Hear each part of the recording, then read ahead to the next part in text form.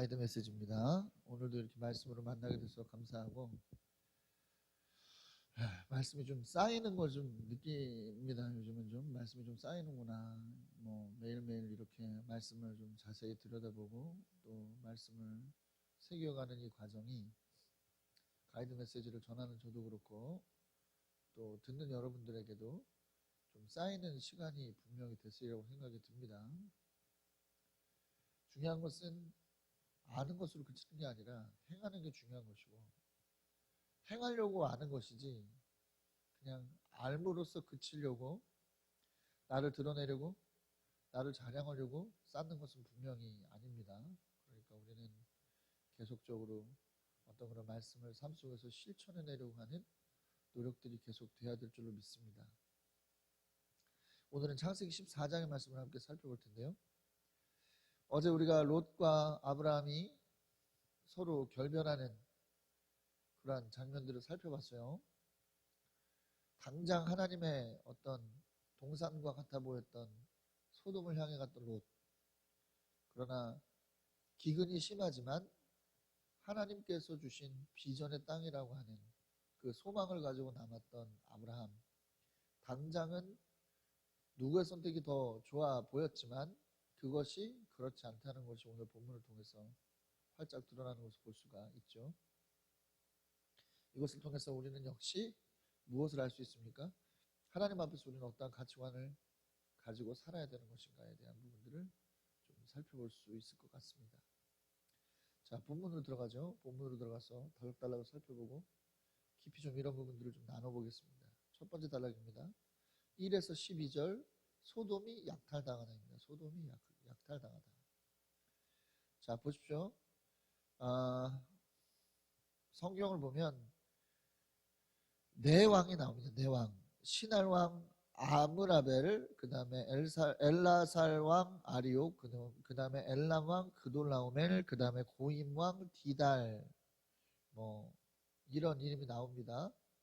그리고 또 다섯 왕의 이름이 또 나오죠. 소돔 왕 베라, 고모라 왕 비르사, 아드마 왕 시납, 스보임 왕 세메벨, 벨라 왕 곧 소알 왕, 이렇게 이름이 좀 나오진 않고 있죠. 이름이 나오고 있어요. 아무튼 자, 보십시오. 이 아홉 개의 왕의 이름이 나오는 것을 볼 수가 있습니다. 이것은 무슨 이름이냐? 주전 2000년경에 가나안 땅에 있었던 나라들의 이름이고, 또 이 나라들은 하나의 나라를 이루고 있지는 않지만 서로 동맹을 맺어서 하나의 연합체로서 이루어져 있었던 나라들이라는 거죠. 그런데 왜 이렇게 넷, 다섯으로 나눠놨을까? 자, 사실은 이 아홉 개 연합체는 엘람 왕 그돌라오멜이라고 하는 이 사람의 중심으로 모든 것들이 이루어졌어요. 한마디로 말하면 엘람 왕 그돌라오멜이 사실상 가나안 동맹의 통치자였던 것이죠. 그런데 어떤 일이 일어납니까? 소돔 및 다섯 개의 왕, 이 다섯 개의 왕이 그돌라오멜을 배신하는 일이 일어납니다. 무려 12년 동안 동맹을 맺고 그돌라오멜을 섬겼는데 13년째에 아예 더 이상 못 해먹겠다. 그돌라오멜을 배신하고, 그러니까 어떻게 하겠어요? 14년째에 이 엘람 왕 그돌라오멜을 배신하지 않은 4명의 왕이 모여서 5개의 나라를 침공한 겁니다. 예. 자, 이 중에 반란의 주모자는 소돔 왕이에요. 소돔 왕. 소돔 왕이 가장 앞전에 나와 있다는 것은 소돔 왕이 반란의 주모자였다는 것을 알게 되죠. 그러니까 어떻게 되는 거예요? 소돔 왕 고모라에 대한 피해를 기록하고 있는 겁니다. 아주 주동한 나라를 완전히 초토화시켰죠. 재산도 다 뺏어가고 사람도 다 데려가는 아주 초토화. 사람을 데려간다는 건 무슨 의미겠어요? 노예를 삼는다는 의미겠죠. 데려가는 일들이 일어났어요. 철저하게 약탈당합니다. 철저하게 무너졌어요. 그 전쟁의 와중에 누구도 잡혀갑니까? 아브라함의 조카 롯도 잡혀가게 되죠. 여러분, 우리가 롯의 결말을 잘 알기 때문에 롯의 결말을 잘 알기 때문에 우리는 좀 이러한 기록들이 더 좀 착잡하게 다가오는 겁니다. 그는 이 잡혀간 이 시련이 소돔에서 겪은 마지막 시련이 아니라 유일한 시련이 아니라 첫 번째 시련이에요. 재밌는 것은 그는 소돔 땅에 가서 무엇인가를 더 얻으려고 했죠. 눈앞에 보이는 계산을 따라서 소돔으로 옮겨갔는데 얻었습니까? 아니에요. 도리어 빼앗기게 됐어요. 모든 걸 빼앗기게 됐죠. 이게 하나님께서 주시는 하나님 나라의 원리예요. 우리는 당장에 보이는 눈앞의 이익을 쫓아가면 얻을 것이라고 생각하지만 도리어 어떻게 된다? 잃게 된다는 것이죠. 사랑하는 여러분, 하나님 안에 있을 때 우리는 얻는 거예요. 하나님의 비전 안에 있을 때 우리는 얻는 겁니다. 떠나면 잃게 되는 거예요. 내가 잠시 얻은 것 같다라고 착각할 수 있지만 그것은 얻은 것이 아닙니다. 금방 어떻게 되는 거예요? 금방 정해진 때가 되면 놓칠 수밖에 없는 것들이라는 거죠. 그러니까 우리는 어떤 기준으로 살아야 된다? 늘 하나님께서 정해주신 어떤 말씀과 비전의 기준에 따라서 살아가는 사람이 되어야 된다는 것을 다시 한번 롯을 통해서 우리는 확인해 볼 수 있게 되는 겁니다. 자, 또 한 가지를 살펴보죠. 자, 이 9개의 가나안 연합 사이에 전쟁이 일어난 것은 왜 일어난 것입니까? 눈앞의 이익 때문입니다. 눈앞의 이익 때문에 연합했고 더 큰 이익 때문에 어떻게 하는 거예요? 배신하고 찢어지는 거죠. 그리고 여기서 다툼이 일어나고요. 가나안 연합 사이의 전쟁은 세상의 이러한 모습을 보여줘요. 세상도 어떻게 합니까? 이익에 따라서 모이고 이익에 따라 흩어지고 이익 때문에 싸우죠. 뭔가 얻을 것이 있어야만 연합하고 뭔가 얻을 것이 없으면 뭐 배신을 불사하고라도 떠나고, 그렇죠? 그 사이에 얽혀지면 어떻게 되는 거예요? 다툼이 일어나고 분쟁이 일어나고 힘들게 하고 시끄럽게 하는 거예요. 그런데요, 여기에 변수가 하나가 던져지죠. 원래 같았으면 어떻게 해야 됩니까? 힘으로만 따져본다면 소돔과 고모라가 이대로 멸망해야 맞아요. 모든 걸 빼앗기고 모든 사람들이 빼앗긴 걸로 사실은 끝나야 맞습니다. 하지만 어떤 변수가 있었어요? 롯이라고 하는 변수가 있었지 않습니까? 롯. 비록 그가 땅을 선택하는 데 있어서 예, 죄송합니다. 땅을 선택하는 데 있어서 보이는 것을 따라갔지만 그는 어쨌든 뭐예요? 하나님을 섬기던 의인이었기 때문에 베드로서 2장 7절을 보면 롯에 대해서 의인이라고 하는 표현을 씁니다. 뭐요? 하나님을 섬기던 의인이었기 때문에 어떻게 됐어요? 이게 변수로 작용하게 됐죠.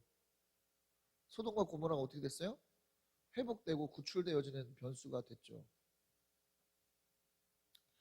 이거 아주 중요한 포인트입니다. 믿는 자들은 세상의 변수가 돼야 돼요.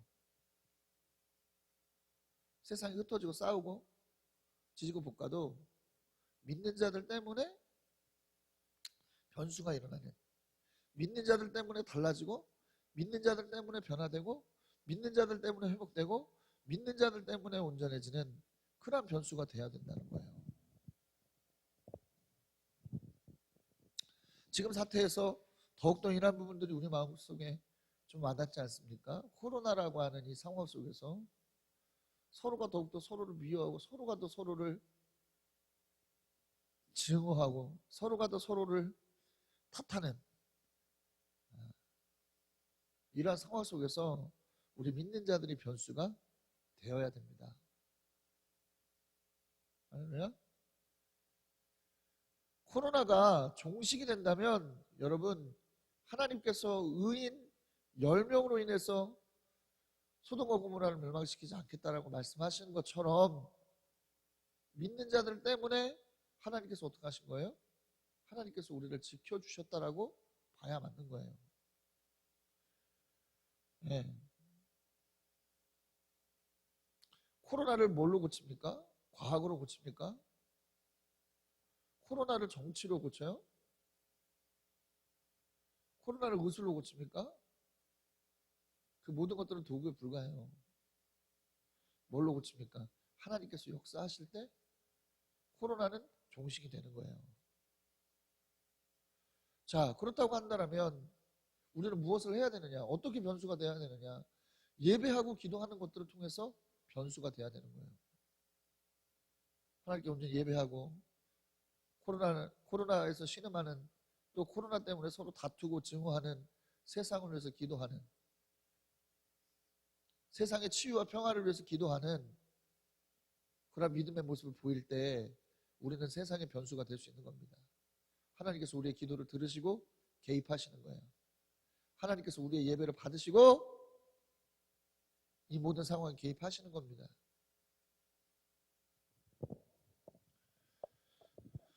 마치 소돔과 고모라의 어떤 역사 속에 롯이 변수가 돼서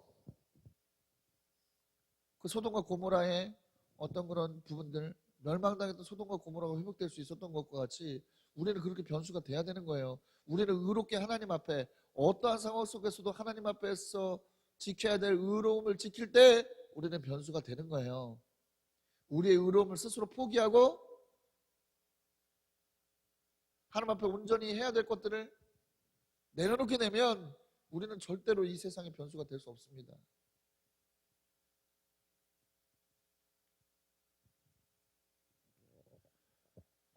승리하는 우리가 됩시다. 승리하는 우리 되시길 바라요. 어떠한 상황 속에서도 여러분들이 하나님 앞에서 여러분들의 어떤 정체성, 여러분들의 모습을 지킬 때 변수가 될 수 있는 겁니다. 여러분들을 통해서 회복이 일어나고 여러분들을 통해서 온전함이 나타날 수 있는 거예요. 늘 세상의 변수로 작용하시는 여러분들 되시기를, 저와 여러분들 되시기를 그리스도 이름으로 강력히 축원합니다. 자, 13에서 16절이죠. 아브라함의 출동입니다. 아브라함의 출동! 아브라함! 짠짠짠. 13에서 26절입니다. 13에서 16절. 아브라함의 출동입니다. 출동 아브라함. 자, 보십시오. 이 전쟁의 상황 속에서 도망친 사람이 있었어요. 이 사람이 어디로 갑니까? 아브라함에게 소식을 전하죠. 뭘 전합니까? 어떤 소식을 전해요? 야, 소돔과 고모라가 완전히 초토화가 됐는데 네 조카도 잡혀갔다. 이런 소식을 전했어요. 이 아브라함이 어떡합니까? 아브라함이 좀 호전적인 면도 있는 것 같아요. 어떻게 해야 돼? 기도하자 이런 게 아니라 뭐예요? 직접적으로 롯을 구출하기 위한 준비를 하죠. 그러니까 이런 걸 기도할 때가 있고 행동할 때가 있고, 소돔과 고모라가 멸망할 때는 이제 롯을 위해서 어떻게 했습니까? 단지 기도할 뿐이었죠. 아브라함이 직접 뭔가 구출하려고 나서지 않았어요. 왜? 이미 하나님의 천사들이 어떻게 하기로 했기 때문에, 그에게로 가기로 했기 때문에, 하나님이 개입하신다는 것을 이미 알았기 때문에 뭘 하는 거예요? 자기가 하려고 하지 않고 어떻게 합니까? 단지 기도했을 뿐입니다. 뭐 50명, 40명, 30명, 뭐 10명까지 이렇게 기도했다는 것은 뭐예요? 롯 하나를 기억해달라. 바로 그 얘기였거든. 하지만 지금 상황에서 어떻습니까? 단지 기도하려고 하는 게 아니라, 뒤에 물러나 있는 것이 아니라 어떻게 하죠? 자신이 직접 이 문제에 개입하려고 합니다. 이것은 믿음이 없어서 개입하려고 하는 게 아니에요. 그는 기도해야 될 때와 자기가 나서야 될 때를 아는 사람인 겁니다. 우리는 늘 그래요.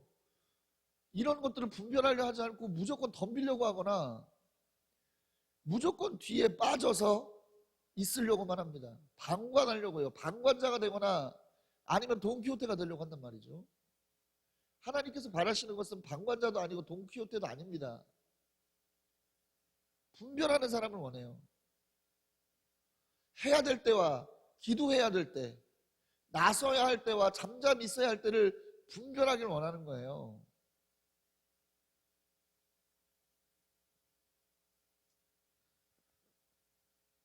할렐루야. 이렇게 다급한 일들이 벌어질 때 방관만 하고 있을 수는 없잖아. 직접 개입을 해야지. 물론 소돔과 고모라도 다급한 상황이었습니다만, 심판을 받을 때도 그때는 어땠다? 아까도 말씀드렸습니다만, 이미 하나님께서 개입하고 계시다는 것을 알았기 때문에 그가 나설 필요도 없는 것이고 나설 이유도 없는 거예요. 그러니까 기도만 하는 것이죠.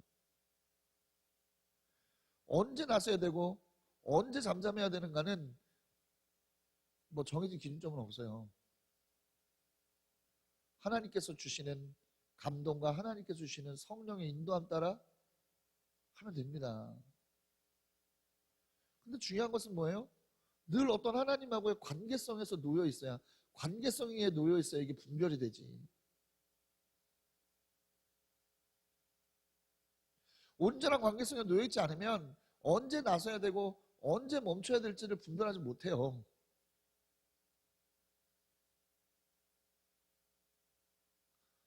승리하는 여러분 되십시오. 분별할 줄 아는 여러분들 되세요. 자, 롯은 어떻게 했어요? 아브라함은 어쨌든 떠나죠. 근데 보십시오. 집에서 나아기는 훈련시킨 몇 명이요? 318명을 데리고 갑니다. 318명 별거 아닌 것 같죠? 그러나 엄청난 숫자예요. 왜요? 개인이 가지고 있는 사병의 규모로 치면 318명 많은 겁니다. 근데 여러분 생각해 보세요. 318명을 뽑아서 간 거겠죠.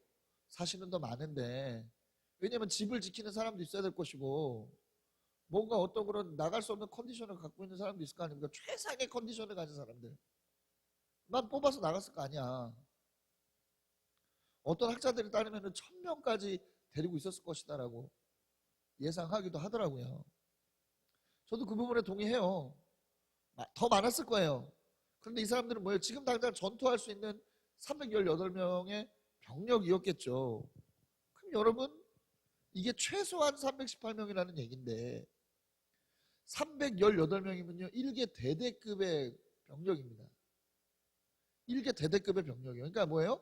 아브라함의 집에서 1개 대대가 먹고 사는 거야. 더 많다고 하면 뭡니까? 이건 1개 연대의 규모까지도 갈 수 있는 엄청난 규모의 사람들이 모여 있는 거죠.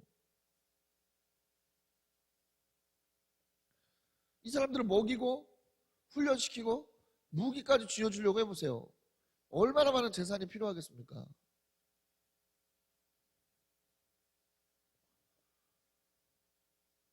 아브라함에게 부어진 하나님의 축복이 엄청나다는 것을 보여주는 아주 단적인 모습이라고 볼 수 있어요. 최소 318명을, 그것도 장정을 먹이고 훈련시키고 옷을 입히고 무기까지 쥐어줄 수 있을 정도의 경제력이 계속적으로 유지되고 있다는 거 아닙니까?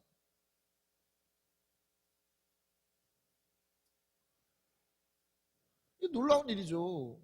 분명 아브라함은 뭐 했어요? 아직 그 기근의 영향이 있는 그 땅에 머물렀잖아.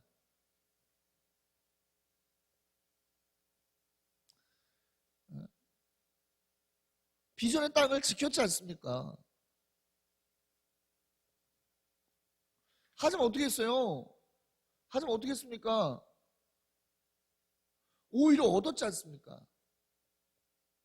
잃어버릴 것을 각오하고 남았던 아브라함은 얻었어요.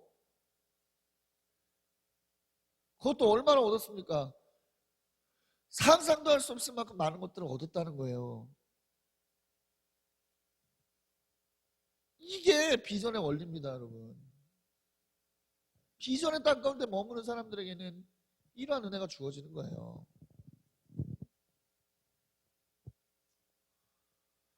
이 318명이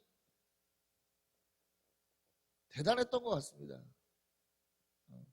당시 국가의 형태가 무슨 지금처럼 제국의 형태를 갖추고 있는 것이 아니기 때문에 도시국가들의 연합이에요. 그렇기 때문에 지금의 인구와 여러 가지 비례했을 때 작을 수밖에 없습니다.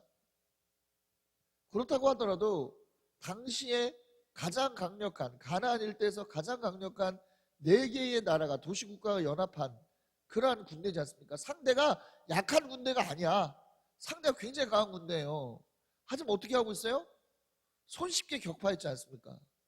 그만큼 가나안 땅의 4개의 강성한 지파가 연합됐지만 그 연합을 손쉽게 깰 만큼 훨씬 더 강력한 힘을 아브라함이 가지고 있었다. 물론 여기에는 아브라함의 독자적인 힘만 있었던 것은 아닙니다. 성경에 나오는 아브라함과 동맹을 맺은 여러 사람들의 힘이 더해졌기 때문에 가능한 것이긴 하지만 주도했던 것은 아브라함이었기 때문에. 그렇죠? 여러분, 이만큼 아브라함이 강성해졌어요. 하나님의 뜻에 따라 멈추고 비전의 땅에서 기다리니까 이렇게 강성하고 강력한 아브라함으로 만들어 주시더라. 당장은 기근 속에서 허덕일 수 있습니다. 비전의 땅에 머물면 당장은 이게 헛수고 같구나, 당장은 이게 손해보는 것 같구나, 이럴 수 있어요. 그러나 결국은 어떻게 됩니까?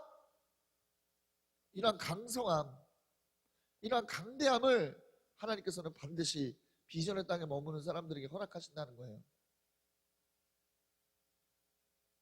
그러니까 자꾸 우리는 세상에 견눈질할 이유가 없어요.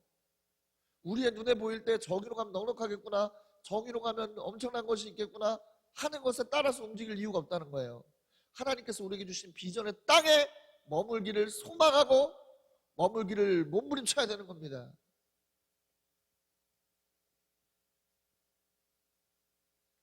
승리한 여러분들 되세요. 롯이 변수가 될 수 있었던 것은 이 아브라함이라고 하는 존재가 있었기 때문이죠.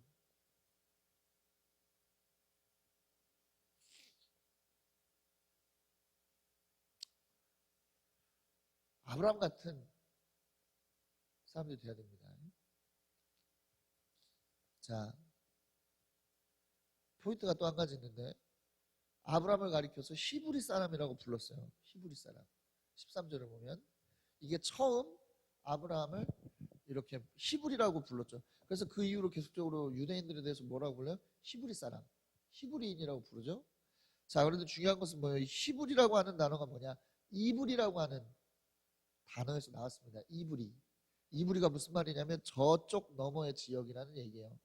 그러니까 저쪽 지역에서 넘어온 사람, 이 얘기를 의미합니다. 이 뭐예요? 우리나라 말로 세 글자로 나그네라는 뜻을 가지고 있는 것이죠. 나그네. 정체성, 이 아브라함의 정체성을 나타내는 거예요. 나그네로서의 정체성. 근데 어떤 나그네요? 그냥 할 일 없이 방황하는 나그네가 아니라 하나님의 비전의 땅을 향해 가는, 비전의 땅을 향해 가는 나그네입니다. 성도가 그렇죠. 성도는 하나님 나라 비전을 향해 나아가는 나그네들입니다. 이 땅은 잠시 머물렀다 가는 거. 이 땅은 잠시 하나님의 나라를 가기 위한, 그죠? 여행길에 불과한 거예요. 우리 나그네의 삶입니다. 예. 이 나그네로서의 정체성을 우리는 좀 소중히 여길 필요가 있어요. 이 세상이 아름다워 보이는 땅에서 우리의 욕심대로 머무는 사람들이 아닙니다. 우리가 하나님께서 인도하심에 따라서 하나님의 약속하신 땅을 향해 가고 하나님의 약속하신 땅에 정착하고 하나님께서 약속하신 땅에 머무는 사람들이에요. 그럴 때 이런 엄청난, 아브라함과 같이 엄청난 어떤 그런 영향력을 발휘하는 사람들로 세워줄 수 있다는 것을 기억하십시오. 이러한 은혜를 여러분 온전히 경험하시기를 바라요. 자, 17에서 24절입니다. 다음 따라 17에서 24절 살레망 멜기세덱입니다. 살레망 멜기세덱. 자, 개선에서 돌아오는 아브라함을 맞으러 나온 소돔 왕과 또 정체를 알 수 없는 살레망 멜기세덱이라고 하는 사람이 나와요. 근데 이 멜기세덱은 아주 특이하게 빵과 포도주를 가지고 나왔죠. 그러면서 뭐라고 호칭합니까? 하나님의 제사장이다라고 호칭합니다. 제사장답게 아브라함을 축복하죠. 하나님 앞에서. 예. 그리고 이 축복을 받은 아브라함은 어떻게 해요?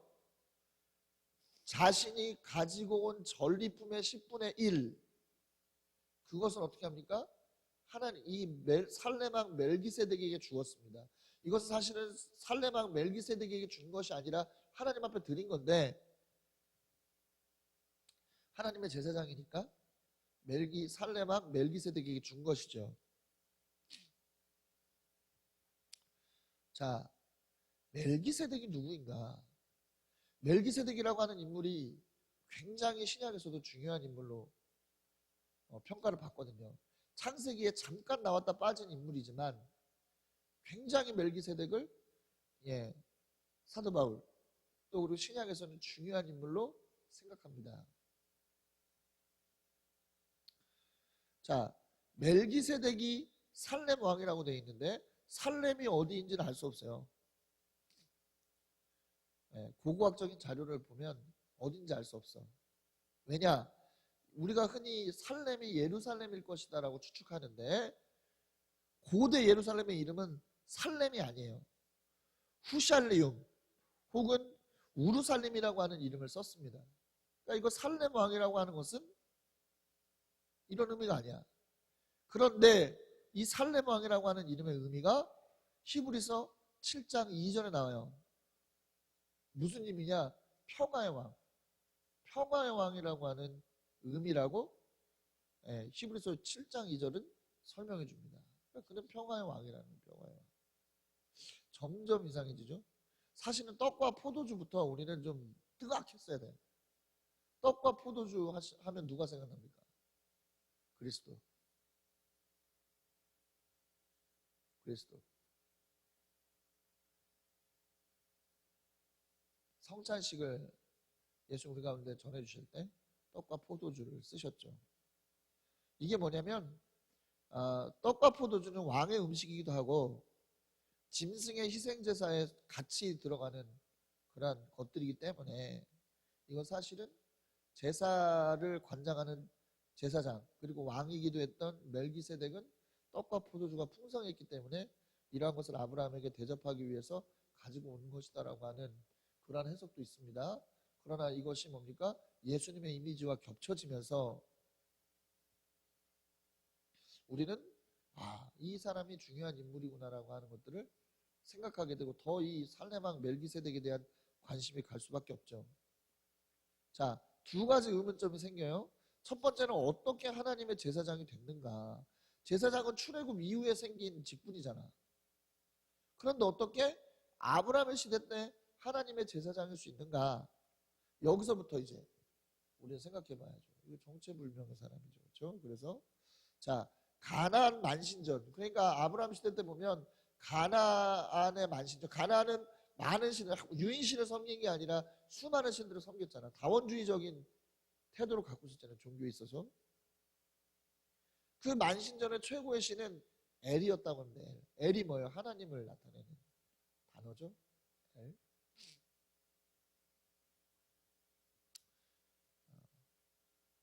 그러니까 수많은 우상 속에서 뭐죠? 우연찮게 뭘 발견한 거야? 이 멜기세덱은 하나님의 존재를 발견하게 되는 거죠. 엘의 존재를 발견하게 되고 그분을 섬겨야 되겠다라고 하는 결단까지 가게 된 거죠. 그것은 하나님의 역사입니다. 분명하게. 그 시대에도 하나님은 사람을 부르시고 하나님의 백성을 삼으시는 일들을 계속하셨다. 우리도 이것을 알 수 있어요. 자, 두 번째, 아브라함은 왜 11조를 그에게 주었을까? 당연하죠. 하나님의 제사장이기 때문에 자신이 얻은 전리품을 얻었고 하나님 앞에 드린 것을 제외하고 나머지는 포기하죠. 여기도 봐봐. 하나님 앞에 드릴 건 철저하게 드려요. 그리고 나머지가 내 것입니다. 사실은 나머지도 내 건 아니야. 하나님께서 잠시 청지기적으로 맡기신 거지.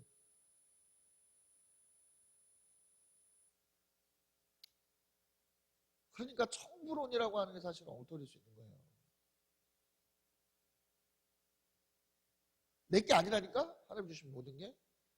전통적으로 교회에서 고백하는 재정에 관한 모든 재정은 내 게 아니다. 하나님 거다. 10분의 1을 드리는 건 뭐예요?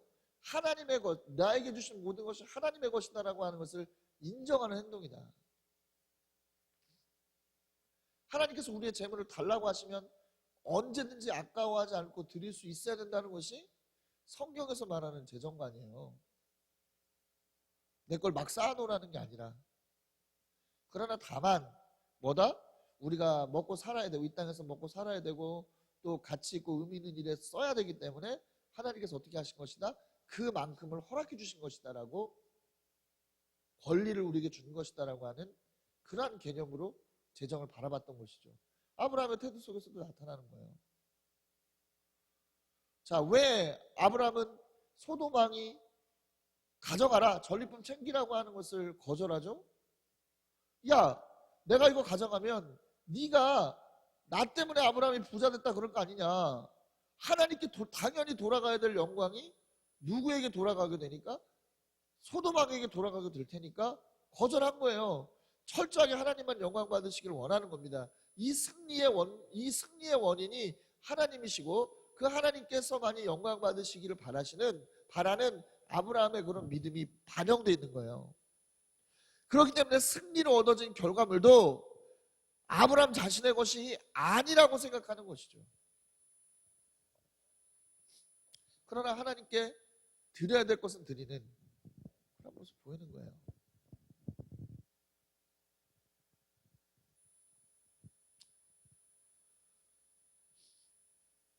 아무튼 그렇습니다. 다시 멜기세덱으로 돌아오죠. 그럼 멜기세덱이라고 하는 인물이 어떤 인물이냐? 시편 110편 4절 보니까 멜기세덱을 따른 영원한 제사장이 일어날 것이라고 하는 언급이 나옵니다. 이제 시편 110편 4절부터 뭐예요? 멜기세덱이라고 하는 인물이 어떤 특정한 앞으로 오게 될 어떤 특정한 인물을 나타내는 것이다라고 하는 언급을 하기 시작해요. 자, 히브리서에서는 이게 누구인가에 대해서 밝히 드러나죠. 6장 20절 뭡니까? 예수님을 멜기세덱의 계통에 따른 영원한 대제사장이 되었다라고 언급해요. 왜 이렇게 언급하느냐? 예수님은 레위 지파가 아니라 유다 지파시죠. 자, 유대적 전통에서 봤을 때 제사장은 어느 지파에서만 나와요? 레위 지파에서만 나올 수 있죠. 그런데 이거 뭐예요? 예수님은 엄연히 유다 지파의 사람이기 때문에 어떤 문제가 생기는 거예요? 어떻게 예수님이 제사장일 수 있느냐? 어떻게 예수님의 십자가의 보혈의 사건이 율법에서 말하는 제사를 단번에 이룬 것이 될 수 있느냐?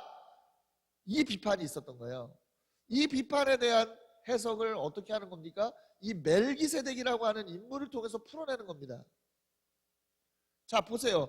멜기세덱은 레위 지파에서 나온 사람이 아니죠.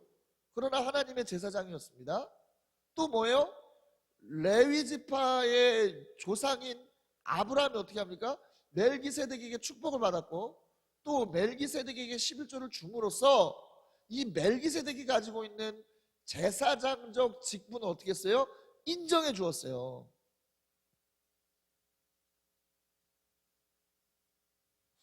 자, 7절을 보면 히브리서 7장을 보면 멜기세덱의 이런 점에 대해서 자세히 설명합니다. 2절에 보면 멜기세덱의 이름부터 풀어줘요. 정의의 왕이다. 또 살렘 왕이로서 평화의 왕이다. 이건 평화의 왕이라는 뜻이고 그는 족보도 없고 생애의 기록도 없기 때문에 영원히 제사장으로 기억되고 있다 이야기하죠. 레위는 족보가 있잖아. 그리고 인간의 수명에 한계가 있기 때문에 계속적으로 제사장들이 세워야 돼서 많은 제사장의 숫자가 있지만 멜기세덱은 뭐다? 단 하나다.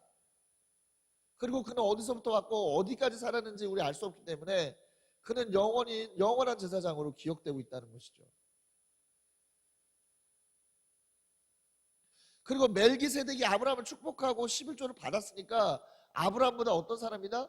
더 위대한 사람이다. 고로 뭐예요? 율법에 의한 제사장, 또 제사의 불완전성을 드러내는 그러한 부분들을 초월한 제사장적 존재라고 멜기세덱을 이야기하는 것이죠. 그리고 이 멜기세덱을 누구로 이야기를 하는 거예요? 예수님이다라고 이야기합니다. 그래서 예수님이 왜 메시아이고 예수님의 어떤 십자가 사건이 왜 이런 효력을 갖고 있는가에 대해서 멜기세덱을 통해서 설명해내고 있는 거예요.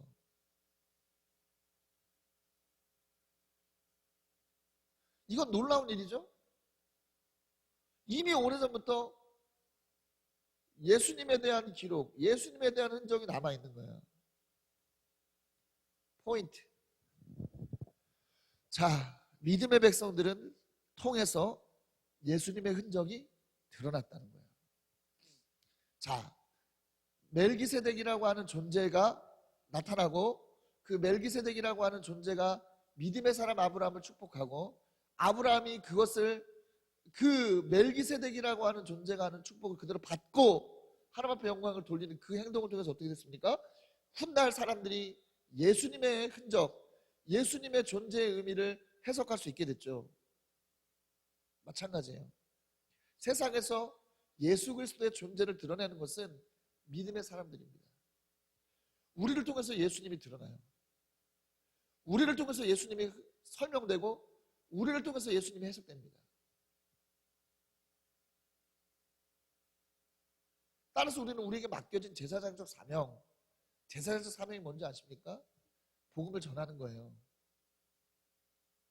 네, 복음을 전하는 것입니다. 복음을 전하기 위해서 빛과 소금의 역할을 하는 거예요.